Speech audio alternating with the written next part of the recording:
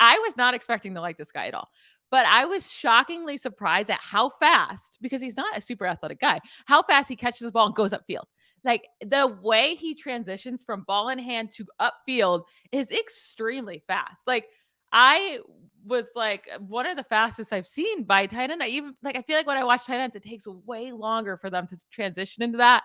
So I was shocked. And also his ability to catch on the run. He does not, if that ball is in good placement, he's not stopping to catch it and go. He is very fluid in that way. So no, he's not the most athletic guy in the world, but I think those two abilities, his stop and go ability, and then also his ability to just run through the catch, it will kind of eliminate those issues with how athletic he is, because he's not taking that 1 second to get going or to stop and catch the ball. I was actually kind of impressed with him personally. So I'm like, okay, I don't think he has a super high ceiling. I don't think he's going to be amazing. He's not exciting like Sam Laporta, but I actually do think it's a pretty solid pick.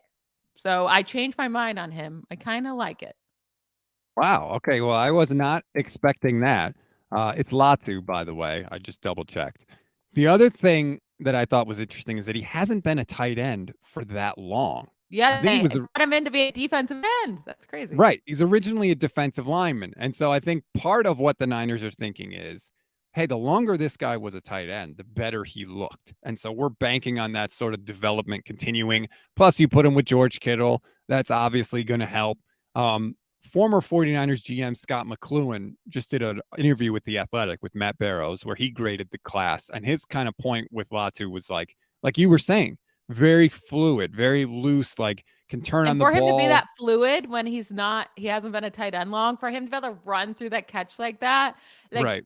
and he did have some dropsies issues throughout his career, but again, he transitioned, so you can get better there. And he made some impressive catches as well. So it's not like he doesn't have hands that can catch a ball.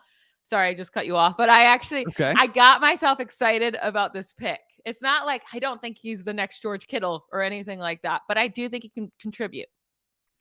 Well, this is another interesting thing.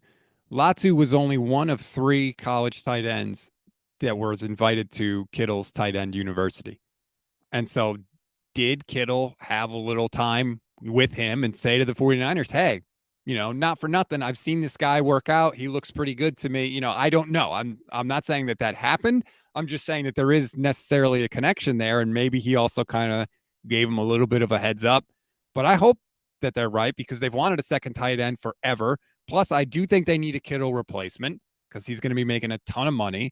And you want to have the flexibility if you need to move on because of a salary cap crunch or whatever, you want to have the flexibility to have somebody there that's in house already. So I hope it's a good pick. I didn't love it when it was first made, and now I'm trying to talk myself into feeling better about it. But if you give it the stamp of approval, I'm on board. Well, this was me too. Like when they first picked, I really knew nothing about this guy. So I was like, ugh, okay. But the more I look into him, I'm like, I kind of like it. And like thinking about how the 49ers kind of use their backup tight ends, I feel like it's a lot of those short passes where they do have to turn upfield. And when you have a Ross Dwelly or someone like that, that's not athletic whatsoever, and it takes them, it's probably 0.5 second difference, but that's a huge difference when if a Right. defender can close on you or not. And if you can get right upfield, I was just really impressed about that part of the game. He does almost look like a wide receiver out there, like a really big wide receiver, because he is, I don't know, he's pretty small. Like I guess it's funny to call a 6'4", 242 pounder small, Right. but he does look pretty small on the field compared to other guys.